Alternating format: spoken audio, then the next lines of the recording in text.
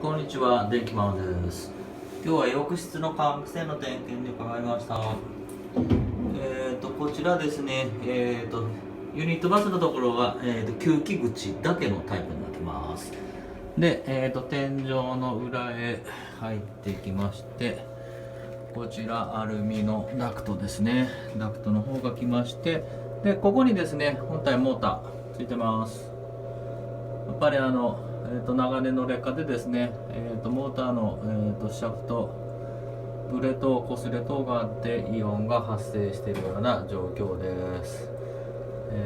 長く使っていくと、交換する時期が来てるんじゃないかと思います。以上です。